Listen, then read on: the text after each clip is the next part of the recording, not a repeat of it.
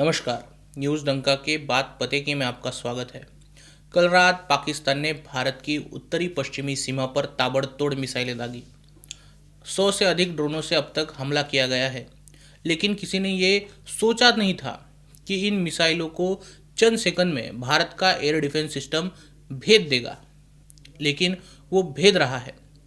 एक भी मिसाइल अपना टारगेट हिट नहीं कर पाई है, न आम लोगों की बस्तियों पर, न किसी आर्मी बेस पर।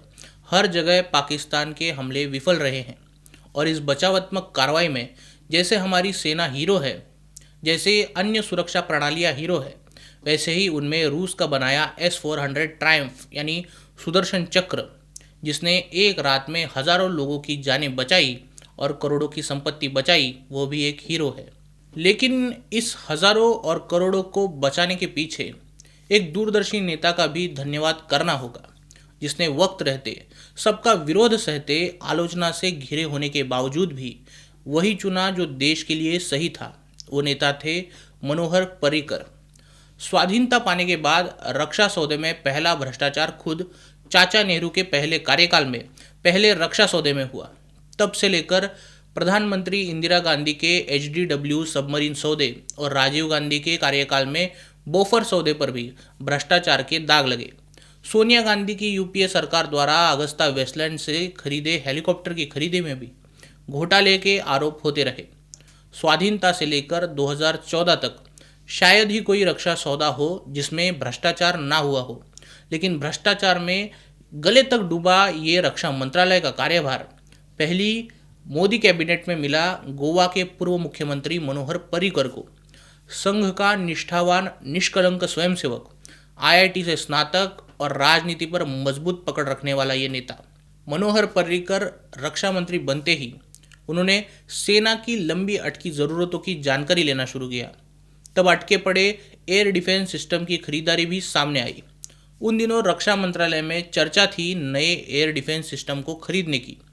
लंबी दूरी वाले, मध्यम दूरी वाले और कम दूरी वाले मिसाइल डिफेंस खरीदकर भारत की वायु सीमा सशक्त करना रक्षा मंत्रालय का प्लान का हिस्सा था। मनोहर पर्रिकर को यह स्पष्ट था कि देश को एक बहुस्तरीय वायु सुरक्षा ढांचे की जरूरत होगी, जिसमें लंबी दूरी तक के खतरों के लिए प्राथमिक सुरक्षा का कवच होना चाहिए। उन्हें यह भी पता था कि अगर ये सिस्टम हम खरीद भी ले तो भी 15 वर्षों में ये पुराना हो जाएगा, इसकी रेलेवेंस खत्म हो जाएगी। इसीलिए उन्होंने मंत्रालय को 15 वर्षों की एयर डिफेंस खरीदने की योजना और उस पर एक समग्र समीक्षा करने का आदेश दिया। इस तकनीकी समीक्षा में यही पाया गया कि यदि भारत S-400 जैसे लंबी दूरी के अत्याधुनिक सिस्टम को शामिल करता है तो मौजूदा मध्यम और कम दूरी की मिसाइल सिस्टम खरीदने की कोई ज़रूरत ही नहीं होगी। मनोहर पर्रिकर की इस दूरदर्शिता पर सो कॉल्ड डिफेंस एक्सपर्ट ने कई सवाल उठाए। इन सवालों और आलोचनाओं के घिरे होने के बावजूद उन्होंने महंगे और मध्यम दूरी, कम दूरी के जो मिसाइल डिफेंस सिस्टम थे, उनके 100 यूनिट्स भारत खरीदने वाला था, उनकी योजनाओं को हटा दिया।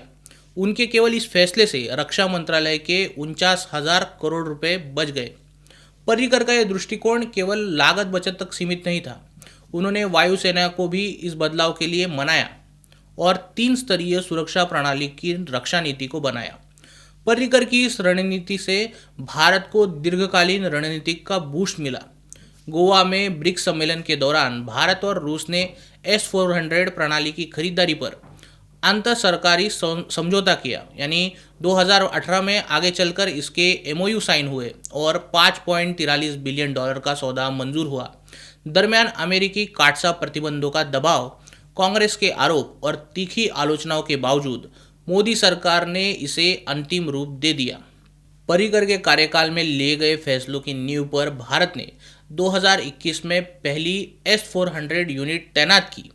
आज जब भारत अपनी पश्चिमी और उत्तरी पश्चिमी सीमाओं पर पाकिस्तानी मिसाइलों को नाको चने चबवा रहा है, तो ये मानना अतिशयोक्ति नहीं होगी कि इसकी योजना वर्ष 2016 में मनोहर पर्रिकर की दूरदृष्टि से शुरू हुई थी।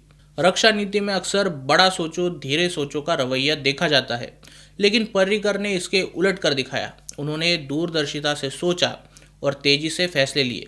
यही कारण है कि भारतीय रक्षा योजना में उनका नाम न केवल निर्णायक नीतियों के लिए बल्कि व्यवहारिक सैन्य रणनीतियों के प्रतीक के रूप में भी दर्ज होना चाहिए। आज मनोहर पर्रिकर हमारे बीच में नहीं है। जब भविष्य में राफेल विमान पाकिस्तान पर कहर ढा रहा होगा तब भी वो हमारे बीच में नहीं होंगे, लेकिन जहाँ कहीं वो होंगे उनके लिए फैसले और भ्रष्टाचार मुक्त व्यवहारों से भारत की रक्षा होते देख ज़रूर मुस्कुरा रहे होंगे। आपको क्या लगता है? वीडियो के कमेंट सेक्शन में ज़रूर कहिए। वीडियो अच्छी लगी हो तो इसे लाइक कीजिए और न्यूज़ डंका हिंदी को सब्सक्राइब कीजिए।